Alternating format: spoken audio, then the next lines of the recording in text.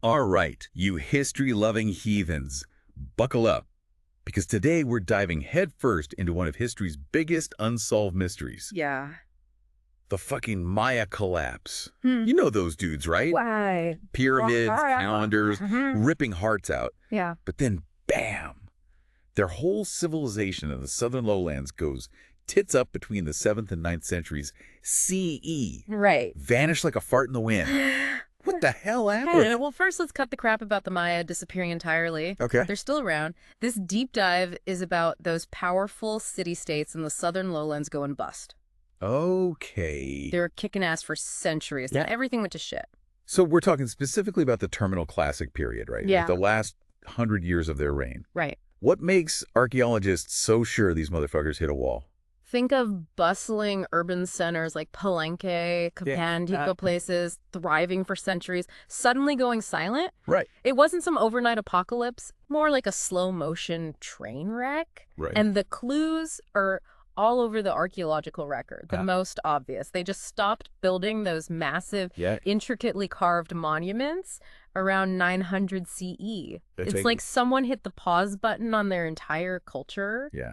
No more bragging rights carved in stone. Yeah. What else? Did they leave a suicide note or something? Not quite, but we do have these king lists that just abruptly end, Okay. suggesting their dynasties crumbled. Hmm. And then there's the scientific detective work obsidian hydration dating, Right. basically. Okay. By analyzing volcanic glass found at sites, researchers can figure out when it was last chipped, Right. giving us a pretty precise timeline for when activity ceased in certain areas in the Copan Valley. Right. This technique showed a population plummet starting around 750 CE. Okay, so we've got a timeline and some spooky clues. Right. But what actually caused this whole shitstorm?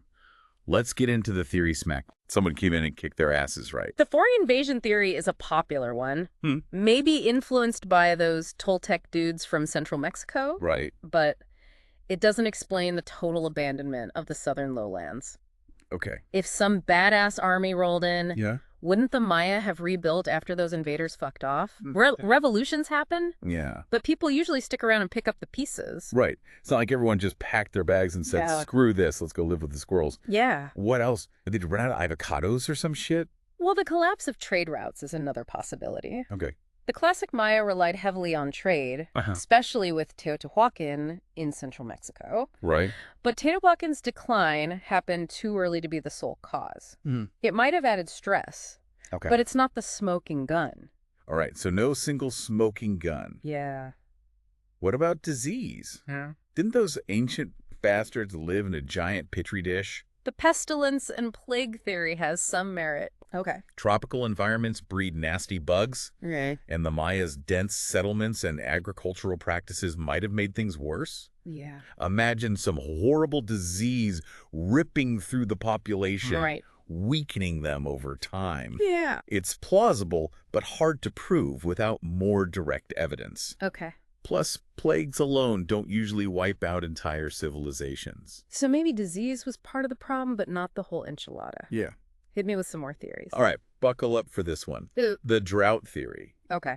A mega drought could have fucked up the Maya's agriculture and water supplies, leading to a cascading societal collapse. Wait, so you're telling me Mother Nature just said, fuck these guys and turn off the rain? It wasn't intentional. Okay. But paleoclimate data shows strong evidence for serious droughts in the Yucatan Peninsula during the Terminal Classic. Okay. Imagine scorching heat. Right. Parched fields, people fighting over the last drops of water. Right. This theory neatly ties together other factors like warfare, food shortages, political instability, all amplified by a lack of water. Damn, that's a recipe for a shit show. Yeah. But didn't some Maya areas manage to survive this whole apocalypse? You're right. It's not like every Maya city went belly up. Okay. Chichen Itza, for example, seemed to do okay. They might have had better access to water or alternate resources. Okay. But it's still debated why some thrived while others crumbled. Okay. It's a complex puzzle. Okay, so maybe some had better AC or something. Right. But didn't those Maya fuck up their own environment? Weren't they all about chopping down trees and ruining the ecosystem? That's a common misconception. We used to think they were all about slash-and-burn agriculture, but they were far more sophisticated than we gave them credit for. Right. They had irrigation systems, Right. terraced fields, and ingenious techniques to maximize food production. Okay. One example is milpa agriculture, where they rotated crops and allowed fields to lie fallow, replenishing the soil. Okay. It was sustainable and supported a large population for centuries. So they weren't just a bunch of eco-ass hats. Not exactly. Okay. While skilled, even the best systems have limits. Right. Combine environmental degradation with a prolonged drought, and you've got a recipe for disaster. It's like running a marathon on an empty stomach and no sleep. Your body just gives out eventually. Right. Even the best laid plans can go to shit. Yeah. But there's got to be more to it than just drought and deforestation. Right. Humans are way more fucked up than that. What other theories are there? Well, there's the complexity overload theory. Okay. It suggests that as Maya city-states became more complex, their institutions might have become too rigid and inefficient to handle crises like drought or warfare. So like their civilization got too big for its britches and couldn't adapt when shit hit the fan. Precisely. Imagine a giant cruise ship trying to navigate a narrow canal. One wrong move and you're screwed. Okay. This theory could explain why some areas survived. Those with simpler systems might have been more flexible. Okay. So we've got foreign invasions, trade route breakdowns, plagues, droughts, eco-apocalypses, and complexity meltdowns. Right. My brain is officially fried. What's the takeaway here? The truth is we may never have a definitive answer. It was likely a perfect storm of multiple factors, all converging at the worst possible time. Yeah. But by studying the Maya collapse, we can learn valuable lessons about the fragility of even the most advanced civilizations. Okay. It's a stark reminder that we're not immune to the forces that toppled empires in the past. Ooh, that just got real deep, man. Yeah. So you're saying our modern society could go the way of the Maya? That's some seriously sobering shit. I'm not saying it's inevitable, but we can't afford to be complacent. Right. The Maya collapse shows us that environmental degradation, resource scarcity, and social inequality can have catastrophic consequences. Okay, so maybe hold off on building that underground bunker for now. Right. But you got to admit, it's mind-blowing to think that a civilization as advanced as the Maya could just vanish. Yeah. What do you think was the final nail in their coffin? Hit us up on social media and let us know. Yeah, let us know. Welcome back, you knowledge-hungry bastards. Let's keep digging into this Maya collapse mystery. Right, because dwelling on the downfall of civilization is a fantastic way to spend our Friday night. But seriously, before we got sidetracked, we were talking about those Maya motherfuckers and how their shit went sideways. It sounds like they got hit with everything but the kitchen sink, climate change, warfare, maybe some nasty plague action. It's a real head-scratcher. The more we learn, the more complex it gets. It's not about finding one smoking gun, but understanding how all these factors, environmental, social, political, intertwine to bring them down. So it's not as simple as saying, oh, those dipshits ran out of water, case closed. Right. There's a whole web of fuckery to untangle. Exactly. And that's what makes this shit so fascinating. Right. It's like a giant jigsaw puzzle with half the pieces missing. Yeah. But every new discovery illuminates another corner of their world. Take their agriculture, for example. Okay. Recent research has totally changed how we view their relationship with the environment. Yeah, you were saying earlier that they weren't just a bunch of tree-chopping morons who fucked up their own ecosystem. Right. They were actually pretty damn good at farming, right? They were masters of their environment. Okay. They developed sophisticated techniques like raised fields, terracing, even irrigation systems to cultivate crops in challenging landscapes. Okay. These weren't dumbasses just planting shit and hoping for the best. Right. They were experimenting, adapting to different ecological conditions. So they were like the Bear Grylls of the ancient world, figuring out how to grow food in a fucking jungle. Pretty much. They even had this system called milpa agriculture, where they rotated crops and allowed fields to lie fallow to replenish the soil. Okay. It was sustainable and allowed them to support a large population for centuries. Hold on. I thought we were talking about collapse here. Yeah. If these guys were such agricultural wizards, why did their civilization go tits up in the first place? That's the million-dollar question. It goes back to the idea that even the most resilient systems have breaking points. The Maya were resourceful as hell. Yeah. But they weren't invincible. So you're saying they hit a wall like trying to cram another donut in your face when your stomach's already screaming? No more, you fat fuck. Colorful. But yeah, you get it. They had a finely tuned system that worked great under normal circumstances. Okay. But throw in some climate change, right. population pressure, and competition between city-states, yeah, and things start to unravel. This is like a perfect shitstorm. Drought warfare, maybe some disease sprinkled on top for good measure. Precisely.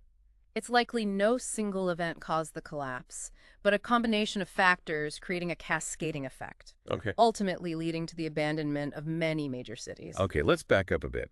You keep mentioning climate change. Do these ancient motherfuckers have SUVs and factories spewing out pollution? Not quite. We're talking natural climate variability here, not the human-made kind. Okay. Paleoclimate data shows that there were some serious droughts in the Yucatan Peninsula during the Terminal Classic period. Okay. We're talking long periods of little to no rainfall, right, scorching heat, and dried up water sources. So basically Mother Nature decided to say fuck it and turn off the taps.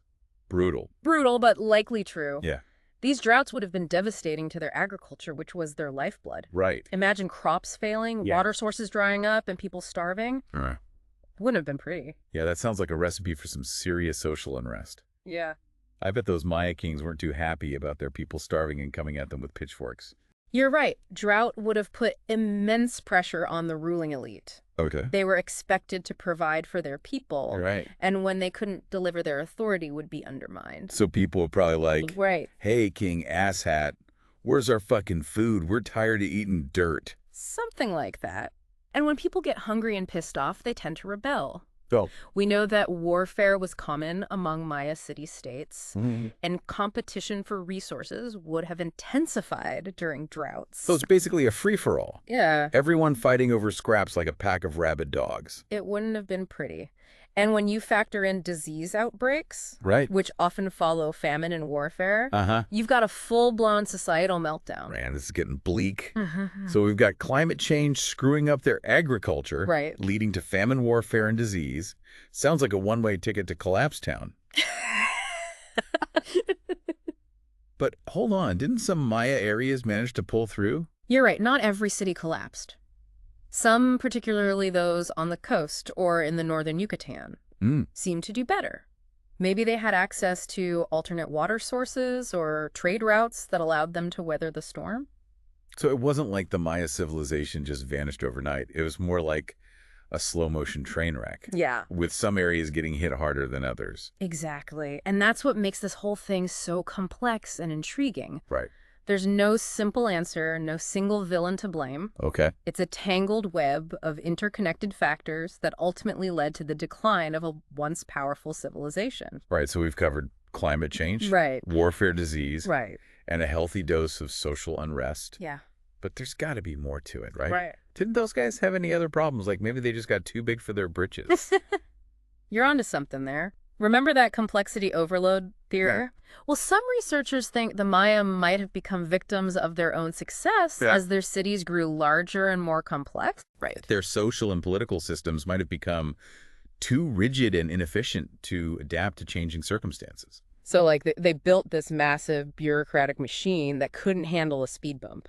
That's a good way to put it. Think about their elaborate rituals, intricate social hierarchies, right, the constant competition between city-states. It all required tons of energy and resources to maintain.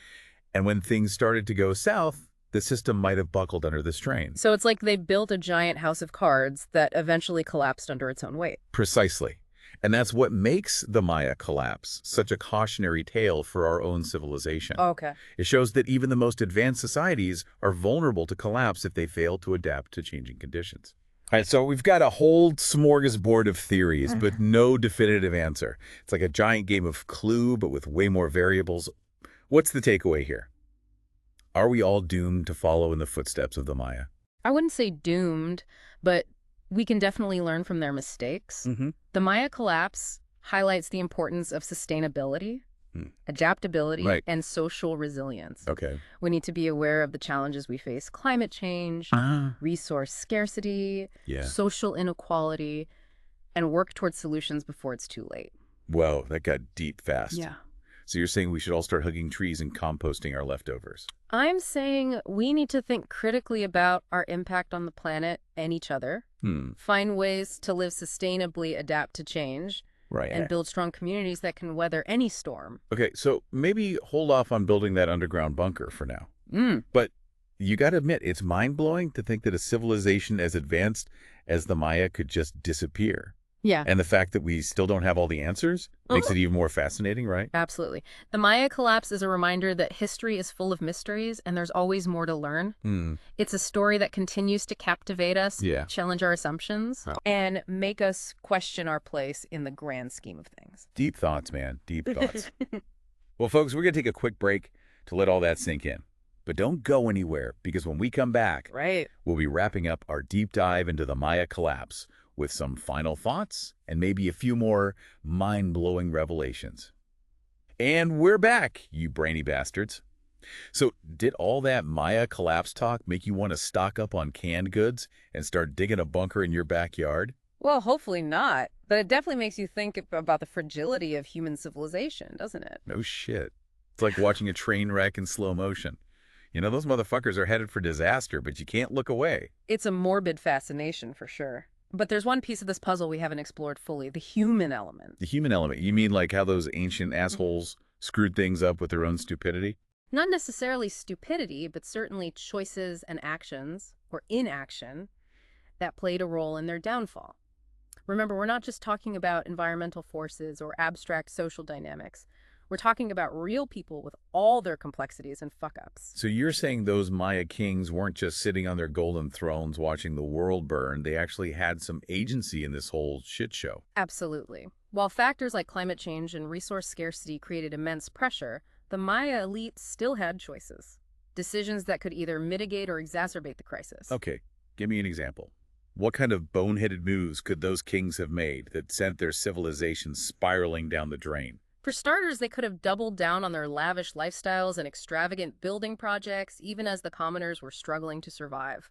Imagine those massive pyramids and temples sucking up resources and manpower while people were starving in the streets. Yeah, not a good look for those kings. Talk about being out of touch. Yeah. I bet the peasants weren't too thrilled about that. You're right. Social inequality and resentment would have been simmering beneath the surface, ready to boil over at any moment. And a severe drought or other crisis could easily have been the tipping point. So it's like a pressure cooker just waiting to explode. And those kings were basically fiddling while Rome burned. That's a pretty apt analogy. It highlights another crucial point, the importance of leadership in times of crisis. A wise and compassionate ruler might have rallied the people, implemented reforms, and found ways to adapt. So a good leader could have steered the ship away from the iceberg while a bad one just plowed straight into it. Exactly. And unfortunately, history suggests that many Maya rulers weren't exactly known for their humility or foresight. They were often more concerned with maintaining their own power and prestige than with the well-being of their people. Damn, what a bunch of self-serving assholes. Yeah. Boy, didn't those guys have some pretty intense religious beliefs? Didn't they think their kings were like gods or something? They did. Maya kings were considered divine intermediaries with a direct connection to the supernatural realm, and their rituals and ceremonies were woven into the fabric of their society. So you're saying that religion could have played a role in all this too? It's definitely a factor to consider. Imagine you're a Maya peasant struggling to survive a drought. You're looking to your king, your divine ruler, for guidance and salvation. But instead of offering practical solutions, he's busy conducting elaborate sacrifices and building even bigger temples. How would you feel? I'd be pretty fucking pissed, to be honest. It's like, dude, I'm starving over here. Can we maybe skip the bloodletting and focus on finding some food? Exactly. And that disconnect between the elite and the commoners, amplified by religious beliefs and practices, could have contributed to social unrest and ultimately the collapse. So it's like a perfect storm of shitty leadership, religious dogma, and environmental disaster. Sounds like a recipe for a total clusterfuck. It wasn't pretty, that's for sure. But the Maya collapse wasn't some sudden apocalypse. It was a gradual process of decline marked by periods of resilience and adaptation, as well as setbacks and failures. Okay, so it wasn't like everyone woke up one day and their civilization was gone. It was more like a slow-motion train wreck with a whole lot of bad decisions along the way. Exactly. And that's why it's so crucial to study the Maya collapse, not just to understand the past, but to learn from their mistakes and avoid repeating them in the future. Deep stuff, man. So what's the ultimate lesson here? Are we all doomed to go the way of the Maya? I wouldn't say doomed, but we can definitely learn from their experience. The Maya collapse shows us that even the most advanced societies are vulnerable to collapse if they fail to adapt to changing conditions, manage resources sustainably, and maintain social cohesion. So it's not just about climate change or technology or any one thing. It's about how we humans interact with each other and the world around us. Precisely. The Maya collapse is a stark reminder that our choices matter, our actions have consequences, and we need to find ways to live in balance with nature and each other if we want to avoid a similar fate. All right, folks, I think we've officially reached peak brain overload for one episode. We've covered a lot of ground today, from ancient droughts to divine kings to the fragility of human civilization. It's a lot to process, so we'll leave you with this. What can WE learn from the Maya collapse? Are we on a similar path, or can we create a more sustainable and just future? Hit us up on social media with your thoughts, and until next time, stay curious, stay critical, and don't go sacrificing any hearts to appease the ancient gods.